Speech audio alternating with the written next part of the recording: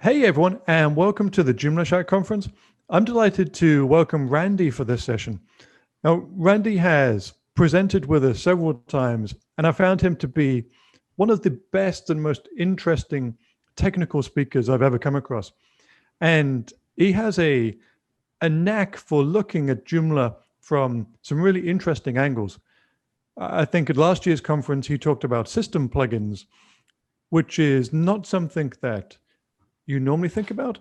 But the way he came at it really illustrated some of the power of Joomla that you wouldn't see on a day-to-day basis. And I expect that Randy will be uncovering some really interesting Joomla secrets again today. Randy, welcome. Thank you very much. I was presenting last year at Joomla Day Chicago on Subforms, which I think is a very important feature in Joomla. And I was saying, where can subforms be applied in plugins, modules, components? But a lot of people don't build their own components. So I said, you can put them in your own menu item types or page types. I got a lot of blank stares.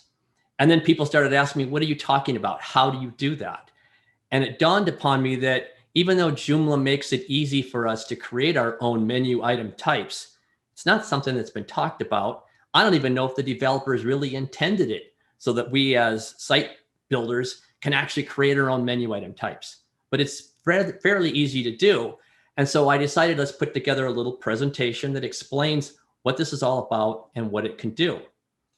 Okay, I might use the word page type. And when I do, I really mean the same thing as menu item type. So what's that? If you want to create a new menu item, we come here and on the select, you click select, and you'll get a screen something like this. And you'll see all the different components and you open it up and here's all the different menu item types. You might have a single article, but the idea I'm talking about is to create your own type, your own option in here. For instance, I created one called demo with a simple definition of just demo. And so there's a reason that we might want to be able to create our own menu item types. What skills do you need? Well, if you are skilled at overriding a layout file like PHP, that's most of the work that you have to do. You don't have to be a deep developer, but you have to at least be comfortable enough opening up a file like that and modify it. And you need to make some simple adjustments to an XML file. If you can do an override on a layout file, you can make the simple adjustments on an XML file. And we'll be walking through that. But if you work for the company that you really don't want to deal anything with code, or you just want to hire another company or somebody else to do the work for you, it's really not that tough. You can hire someone. It's a simple job. It won't take very long as they understand what it means to make your own menu item type. So why do we want to create a menu item type? Well, basically it's that the component out of the box does not provide what we want. Maybe the layout in the presentation isn't exactly what we want. Now, of course, we can override the layout, but what if we need to have multiple layouts for the same component view, like for a single article? You can override it once. How do you get multiple versions of that? The other time is maybe the criteria for selecting the content is not what you want.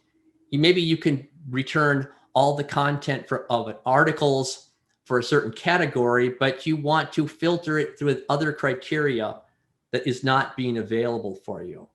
And by creating your own menu item type, you now can inject your own criteria. Also, the settings on the menu item form, when you want to create that menu item and you want to say what the options are, that sort of thing, maybe those fields, there's too many, you want to get rid of some, maybe you want to change some of the options in the drop down, maybe you want to add extra fields. You can change those as well if you create a new menu item type. So one of the ways is the layouts. We want to create alternate layouts of content. If you give me a title, text, and an image like you do in content, I can create very many different types of layouts for that. I can create one for an about page. I can create one for a magazine article. I can create a layout for a bio. And if we're talking about list of items, let's say we want to go to the contacts, I can create a certain layout for the officers like the president, vice president, secretary, treasurer, and I can create a different layout for the staff who works at my organization. But when you create your own menu item types, you can also add descriptive names. It's more descriptive than, say, a single article. You can create the titles like about, magazine article, bios, and then officers or staff, those sorts of menu item types. Much easier for the client to be able to choose which menu item they want to create, or for you coming back 6 months later, knowing what options you have available. And sometimes you want to change the menu item options when you get to the screen. You are able to, through creating your own menu item type on the details tab, you can create the different values that are posted to the website page.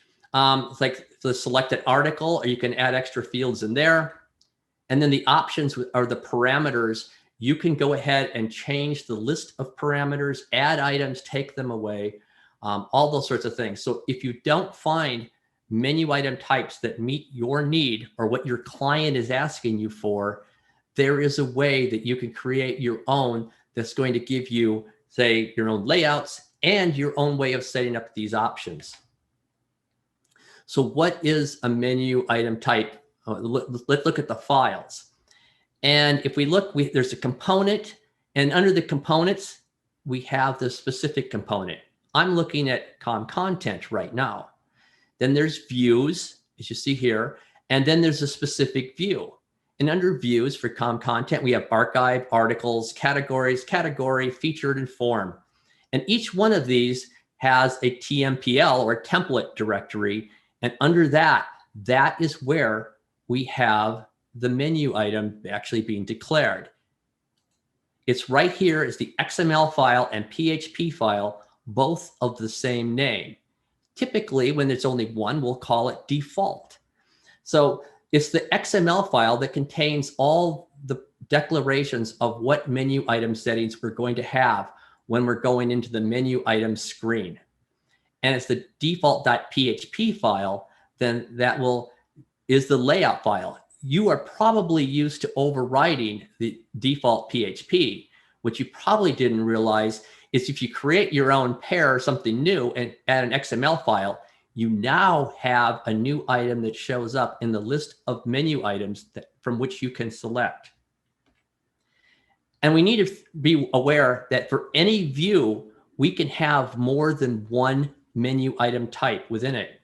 Here's the category under content or articles, and it has its default, but it also has a blog view or a blog sort of menu item type. And I could create a third one. I could clone default.php and default.xml and call it sample.php, sample.xml, and I create now a brand new type, a third type in this area. So you can create as many types as you like, and that's helpful for us if we want to create our own custom ones. Hey, Yes. Randy, Yes. question from the chat. If you actually do create new types in here, are they going to be affected by upgrades to Joomla? They should not, because I'm showing right here. I'm going to create a new one right here, but I'm going to the templates directory. So these reside outside of Joomla. The only way an upgraded Joomla would affect it is if Joomla changes the way it handles menu item types. But then that's also going to affect our overrides. So I do not see how, I do not see any future reason that Joomla will change something that will uproot all of this. So when we create a new one, we go to the templates like we would for an override, the HTML directory, content is the component, the article is the view, and you notice here's the regular default. I'm overriding the default.php file here. But I've cloned that earlier, and I went up to the top level in the component, and I've got its default.xml file, and I've renamed them demo.php and demo.xml. And since there is a sub template, I called it demo_links instead of default_links. And then I need to go ahead and do a quick edit on the XML file, and I will be showing that. I put these in the templates directory. I could put them in the components directory, and they would show up as well. But it seems like the components block of code is somewhat sacred, and we try to avoid putting things there. So we put them under the templates HTML. Now, if you have multiple templates and you really need to, you could probably put it under the components directory structure. The problem there is if the component ever does an update and they have some script running, they might want to clean out some directories. They don't know about your directory, so it's, or your file, so it's probably fine. But if they did clean out the whole view directory, you might lose your changes. I've never seen a component do that before. I'm just saying it's possible. So when I create a new menu item type, I always put them under the templates. So let's look at what the XML file is. Whenever we have an XML file, it's within a component and a view. It knows that. And when we create a menu item, new menu item with its settings, it gets all the values it queries from us, basically that are defined from the XML file. Then it takes the values from these fields and passes them to the component. The component does its own thing. It queries the database and runs its controllers and models and all that sort of thing. And it ends up passing to the layout file the content it obtained from the database, usually in the form of an item or items, but it could be something more complex than that. And it passes the parameters values that it got from the menu item settings. These are available to our layout file. If you've overridden a layout file, you probably are aware that these items are available to it. What we have done differently is now we might have changed some values in XML to maybe change what the component is giving us, or at least giving us more values that we can operate on here in the layout file. And then, of course, the layout file sends out its formatted HTML to the page. So the XML file, it belongs to the component view, as I mentioned. It declares input values. These are values that are posted. And it also declares parameter values. And these come from a parameter object that we query. They're a little bit different. I won't get caught up too deep into the deep details between these two. But these are the things we get from the XML file. So here is the anatomy of an XML file. It looks something like this. If you aren't used to XML, this is really rather easy to understand. And the reason XML files were created and got popular in use is because it takes more technical code and puts it into a more readable format. For instance, we have the layout and the title. This is the title of your page type. Now, normally you'll have a language string like this. I work in the US with American clients, and they tend to know only one language and they don't ask for multilingual. If I build my own component, I would be using a language string. But I can just go ahead and type the text I want in here, and that's what's going to display. So the name of the type is here, and the description is here. This one's in quotes. This is only in the square brackets. And again, I could use a language string there, but I found it's actually easier for me when I know that the client, a one-off client, only needs it in English. I'll just type the text I want for description of this particular menu type. And then we have two sets of fields. In this one, and the ellipsis here is just hiding the fact there's all these field definitions within it. These are the ones that go in the detailed tab, which is the request or the values that will be posted. And these are the values that are stored in the parameter. And actually, you can go deeper in that, have different tabs within the menu item, but we won't go deep into that at this point. So at this point, I'd like to demo a little bit of an XML file, make a few changes so you can see how that works. Okay, here is the demo XML that I've created. And notice I called it demo, and I have a title, just a demo menu item type under articles. And then here is the request fields. And I cloned this initially from content. So it actually had this field here for selecting an article. And if you ever want to copy this and put it in one of your own custom menu item types, you can easily have a field that just like the nice one that content has. You click it, it pops up, and here's your article you want to create an article, all those sorts of things. And here's an extra field that I created called The label will be post this value, and it says just a demo field. And in my parameters, I created under basic, which is going to be your options tab, I created a sample list, which list you select between apple, orange, banana, or mango. And the value stored is either 1, 2, 3, or it could be text like mango. I have a calendar for picking a date. I have a basic yes, no button, and I have an edit field. So here I am ready to create a brand new menu item. I had selected that I want to create a new one, and I'll click select, open articles. You'll see my demo, and here's the word demo for the title, and it says just a demo menu item type under articles, just what I put in for the description. I'll click on it, it loads, and I'll go back to the details. Here is the article. Select the article like you normally would. I'll just select one and then post this value, which is just a basic text field. So you can have that working any way you'd like. And this value, when the page loads, there'll be actually a value called post value that has the text that I've typed in here that's available to the layout file. And then the options, remember the drop down I had? Apple, orange, banana, mango. Here's my calendar. Here's my yes, no, and here's my edit field. So what fields can we put in it? I don't have them all memorized. There's lots of them. So I go to a Google page and I type in Joomla field types. And always the first one is the one I want. This is the Joomla documentation, and it lists all the different field types you can do. And notice here for 4.0, they've already got the new media manager, which they call accessible media. And if I want to get a list of access levels that are available, I would create one of these. The calendar, you saw that. Now I can check for category. So for any extension, I can get a list of categories for somebody to select. And if you click into each of these, it gives you a definition. It tells you how to set it up in the XML format, what attributes need to be included, what are the valid values, what's required, all that sort of thing.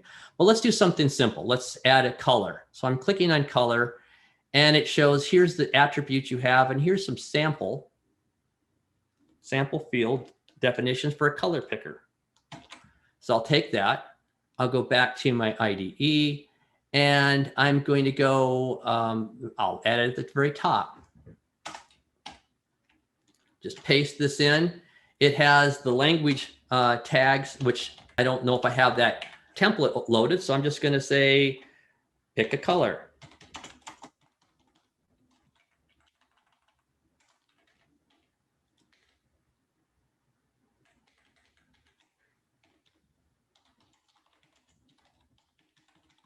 There you go.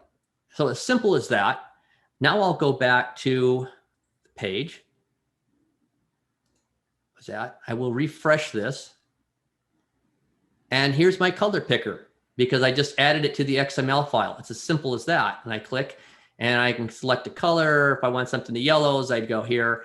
And there are, I don't even know how many dozen different fields that Joomla provides for us. But if you follow that page and you add those field definitions into your XML file, you can create all these different types of fields and add them and make them available for your layout file. Very valuable. Okay. I think that's all I really wanted to demo there. So I'll go back to the presentation. So the XML file belongs to component and view, com-content/articles, com-content/categories, com-content/category, com-contact/contact, or whatever it is. It belongs there based on where it lives. And it allows us to declare input values, and it declares the parameters, such as what we see in the screen. Okay, so why a new XML file? Well, you can change your inject parameters. And I do want to cover this quickly. I'm a big proponent of subforms. I use them a lot. It's one of the best features I found in the Joomla 3.x series. And it's actually the reason why I found out people don't know much about XML files or the page types is because, when I was talking about subforms. So subforms is very helpful, and you can inject them easily if you follow that Google page I told you about where it lists all the different types. It'll tell you how to set up your subforms. And give you an example. If I have all these people entered into my contacts, it might be different product managers, and for each product you want to list the different managers, and maybe the manager belongs to multiple products or in multiple sets of these, but each time it's there you want them ordered differently. Well, the subform allows us to select which items belong in a group, and it allows us to do drag and drop ordering. So this is a screen you'd see in the menu item screen when you're adding things, or if plugins can have them, modules can have them. It's a subform. And here I do a drop down and I can select a particular person, whether it's a user. It depends how I've set up that particular field. And it could be a user, it could be a contact. And if I want to add more, I would click the green button and it pops in a fresh one there that I add. If I want to remove one, I click the red button. I could take the blue ones and I can drag and drop and reorder these however I want. And if you store these, say, in the submenu, store these in the page type or the XML file, so it's in your menu item settings.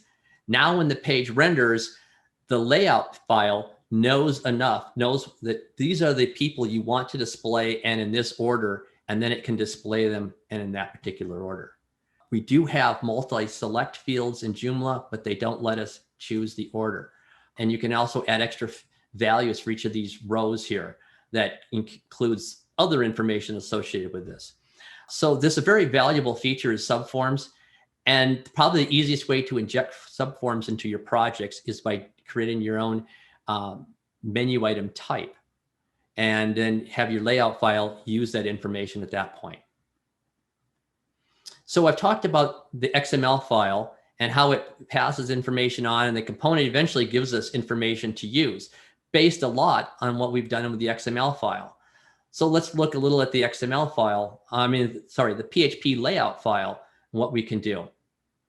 When we create the new file, we provide alternate layouts and we have descriptive names. And I've already touched on that earlier. New page type for each one. It also provides alternate formats. We can create one that maybe kicks out a bunch of data in a CSV format, or it could be an XML format or a JSON format or whatever type of format you like. In this example, I had one organization wanted to have a front-end page that somebody with the right access level could go to that page, and it would show a CSV comma-separated value listing of all the members who are currently subscribed to that organization. Maybe they want to take it and dump it into MailChimp. Maybe they want to put it in a spreadsheet and just kind of look and see how many people they got in the last months, whatever. But this is a way for them to extract that data. The component already was kicking out a list of people. I just created a new field type, say when I kick out that list, I'm going to put it in a comma separated value. And again, I can make it in a JSON value. And now an API from some other site can go ahead and query, if you make it open to them, can query that particular page, and that what they're getting back is the JSON value for some data that's stored in your database. So providing alternate formats is a legitimate reason for creating a new menu item type. We can also inject conditional logic, and this is probably more for those people who go a little deeper than just changing the HTML aspect of a layout file. This is a payment form on a site that I work with, and some issue just came up to this morning that made me think about this. Let's say this is when people could go here, they enter they're logged in, their name and email address gets put in, they can select what the payment's for, type an amount, and go ahead and pay by PayPal to the organization. It might be I'm buying a t-shirt, I'm buying a membership, or whatever. I'm paying a debt that I owe. What if we want to say for members who are, when you're logged in, we're not going to make it an input field. We're just going to have text displayed, whether it's read only or just display text. Well, I might want to have the layout file have some conditional logic saying, if they're logged in, I'm going to display these fields differently. And what if I say they're not a member? I might want to remove the offline payment, because if they're not a member, we don't know who they are as well. and we want to force them, if they're going to make a payment, it has to be by credit card. That's a legitimate request that I might get from a client. And one way to do it is to create a new, either I override the file they give me, or I create a new page type. Now, here's another example. The same organization has an auction. And in the auction, it's a totally different component than what you see on the screen. And that auction, people owe money, but because they're buying an auction, it's an auction over a few weeks' time, and it's done, you now need to pay up what you owe. It doesn't really have a payment system in there. We want to use this payment system, but then they have to look up the report, see how much they pay. And so what we could do is we can have a regular /pay is a regular one page type using this form where people enter in wherever they want and use the drop down. And then for auctions, we create another page type we put in a different location on the website. And it actually has some smart logic, injecting conditional logic to be able to go out, check the auction, see how much money this person pays, pre-populate that, and preset the payment. It's something that a client may request, and it makes the life a lot easier. It's not needed, but in some cases, it makes life a lot easier, and you get requests. And so different page types, one for regular payment, one for the auction payment, and you have your conditional logic injected into that page type that you are overriding and creating. Okay, so you want to filter or change the items that a component gave us. When the component runs, it checks the database, and it usually brings over an item, like an article, or items like articles from a particular category. Sometimes these items aren't enough. Maybe we want to remove some items from a list. Maybe we need to do another query and add a few more items.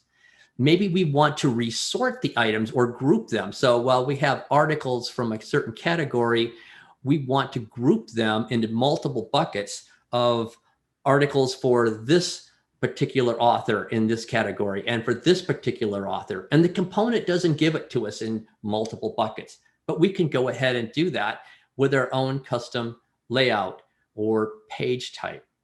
We can actually get to the point that the component just isn't giving us what we want.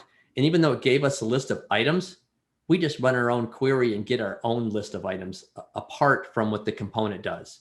You do need to be a little bit careful because you might be bypassing ACL or access control as to what items you should be delivering to the user. So you should do something like that with caution. But I have had times that I've actually had to just write a whole new query in the layout file that will get a replacement set of items instead of what I'm getting from the component. It happens sometimes because components are built for the general audiences, and I have specific clients with specific needs that need custom work like that. Sometimes we need to merge data from other sources. So its source could come from a different component. It could come from a different database table. It could come even from an API call to a different server. This is a page I put together. It's a CTA, or call to action page, for one of my clients. They're using Mautic for their forms. Mautic is a service very much like Joomla Shack's J Inbound, which I think is a really good product that's probably under recognized. And it does things like it gets people to, like a funnel, it gets people to put some information in, and then it tracks all their interactions. Did they come back and visit again? You know, you're trying to get them to the point of sales, and then you can look at and see the person's progress throughout the website. Well, Mautic is a division of Drupal, and they've got their own set, and this client wanted to do that, but we have a Joomla site. So this is basically an article, and I created a custom page type for them that one of the parameters says, what is the ID of the Mautic form that you want to pull in? So you select an article, you select the form from Mautic, and then the layout file goes out and gets puts in the code that's needed for calling in and inserting this form. But this is the article that the component actually has delivered and that we're also displaying. They now can create any combination they like of content, Mautic forms, and if I gave them another field for a background image, they could put the right background image for each one of their campaigns. So this, again, is done by creating a custom page type. And sometimes you have a type you want that really isn't related to any existing model or anything in the database. For instance, this client is for an association. And when people log in, they want to have them come to the welcome screen. They want to have a prompt suggesting they set up two-factor authentication. They want to say, go here if you want to hear about the news. Go here if you want to join a group and collaborate among other people using something like Easy Social. And go here for our list of events. And they may want to change this dynamically. Now, there is no component that actually gives me exactly what I want. So I just created my own menu item type based off of articles. And I think I called it welcome page, something like that. And on there, I have the subforms.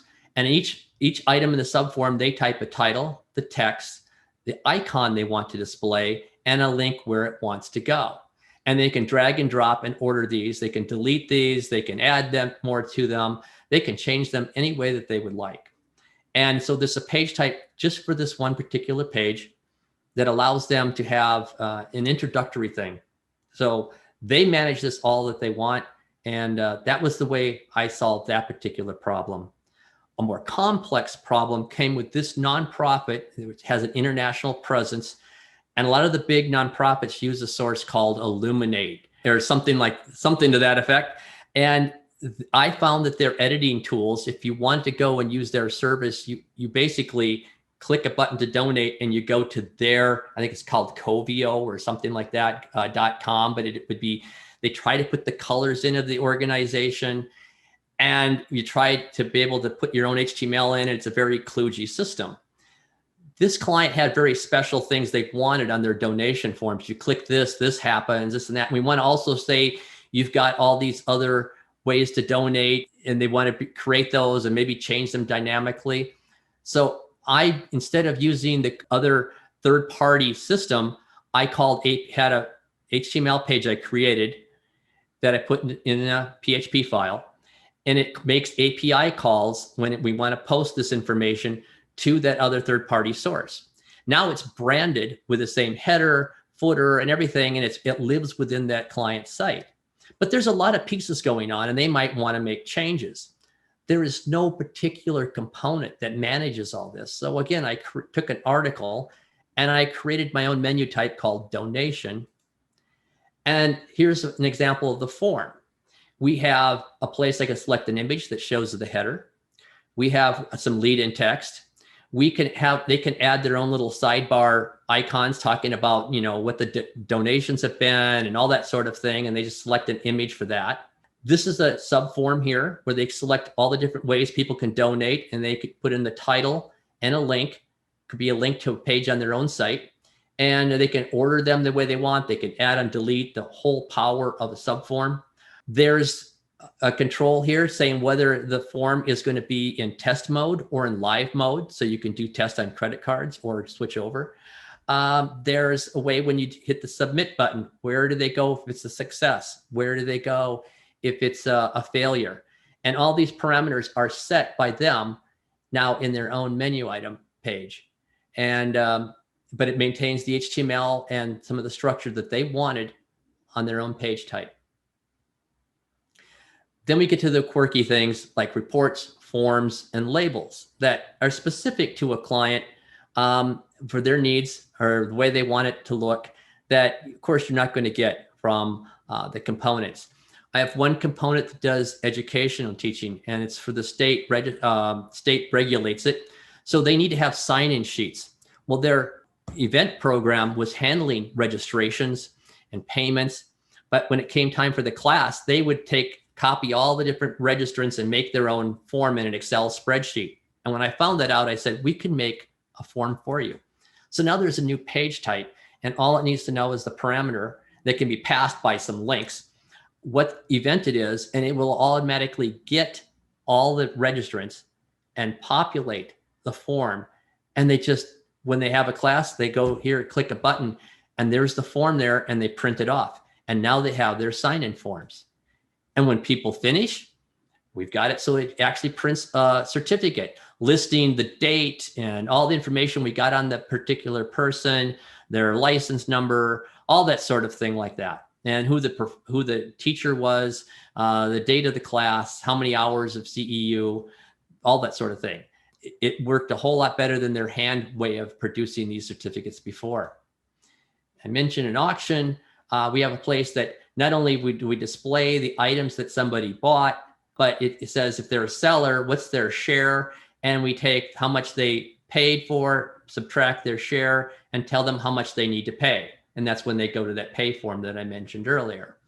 And then because this is an auction that's based on post-COVID or during the COVID era, people aren't meeting in person. They drop off their items somewhere where they get sorted. So we needed special labels for each item. So we could kick out all the items that were sold, but we basically took these a format that we wanted for our labels and kicked them out of the list in label format. And there's a page type for that. So we create a new layout file and new page types because we want to provide alternate layouts. We want to inject conditional logic. We may need to filter or change the items that we get from the component. We may need to merge data that comes from other sources, from a different database table or even from API calls. And we maybe need a new page. It's totally unrelated to anything we have in our components, but we just need to create a new page type. And then we have the different things like reports, forms, labels, tickets, any type of special formatting that doesn't come out of the component, and it probably doesn't come out the way you want. You can create a new page type for each of these. In summary, the page types are defined by an XML file and a PHP file, both sharing the same name. They live within a component and a view. The XML file determines what we're going to see in the menu item settings. When the component's done, it sends over all the values we've got along with the items based upon what the menu item settings say. And the layout file is ours to go ahead and format the way we want and send output to a page. So I've shown you basically how to, for any time somebody wants to select a menu item, you can create not only the menu items that are there, but create your own custom ones based upon the way we've done, the way I've explained. This is a powerful tool, I think, a great tool to have in your toolkit as you work with clients. So I hope that has worked, and you've seen a lot of good ideas. We can always go deeper in something like that, but with the time limits, that's I think a pretty good overview of page types and menu item types. So if there's any questions, I'll take them if we have time. Yeah, we do. Thank you so much, Randy. We had a couple of questions about page builders. One from Christos. Thank you so much for this enlightening presentation. I want to ask if you could do some of these pages, for example, the one with the subforms, using SP Page Builder. I've said this before, I'm not really big on page builders. I like using the CMS and maintaining content. And then I have a structure in how all the data goes under the pages. So I haven't used page builders. And I guess the quick answer is, I don't know because I'm not using page builders. Okay. Do you know how or if any of this will change when it comes to Joomla 4? I think in Joomla 4, what I know so far is that they're going to have a little bit of different structure on the, like views might be a capital V, and a little bit when we override, maybe have to move a few things. I have not tested this on Joomla 4 yet. I probably should be doing that soon. I don't anticipate any problems, but I think that changes that are there may be a very minor change, but you're gonna have to change to a new template anyway in Joomla 4. And as you do that, if you pick up the page type you've created, they'll port over rather easily. Question from Daweed. Do you know if it's possible to add schema data to menu items, like kind of the structured Google data, to these menu links, so that Google knows if it's what kind of page it is and is able to like put out specific fields? That would be in the layout file, I'm pretty sure. The XML file tells which fields there are. I was thinking maybe you were asking, is there a way to put schema on that? And there might be, I'm not sure on that. But on the page, if you want to say a certain page type, you could overwrite a layout file to change it, and you're basically overwriting the layout file, but just creating an alternate one. So you should be able to do that there. Yeah, it's probably the right place for it is in the page itself rather than the menu link to it. Yes. This was a super inspiring presentation. Are you available for hire?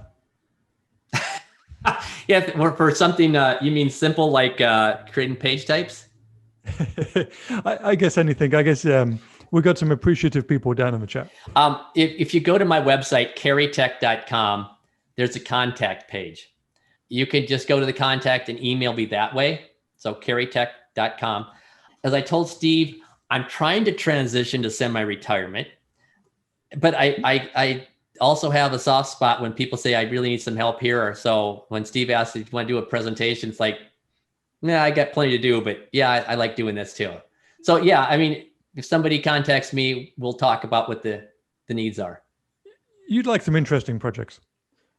I always like interesting projects. I like them too much that I keep myself too busy. Question from Andrew. I think the you got a couple of requests to cancel your retirement. Question from Andrew. Does anyone have a code library where we could see more examples of the code underlying these menu item types? I don't have a code library right now. Nothing on GitHub, for example. Well, let me go back to the thing about the semi-retirement. And semi-retirement doesn't mean I'm quitting. It means I'm cutting back, doing more things I want to do. And one of the things I like doing for projects, well, Joomla is one of them. And it means you don't have to do things for money. I mean, if I'm doing things commercially for people, yeah, I expect to get paid. But I have thought about spending some more time putting a site, showing some of the resources and presentations like this and going deeper. I want to do it. If I get enough time, I'll maybe start doing things like that and having more detail where you can learn more about this. But just explore. Cool. Well, at the beginning of the presentation, I said that you always take a really interesting angle in looking at Joomla and uncovering some ways of doing things that most of us had not thought of before. And I think you certainly succeeded in doing that again. Thank you. Cool. Thank you so much, Randy. You bet.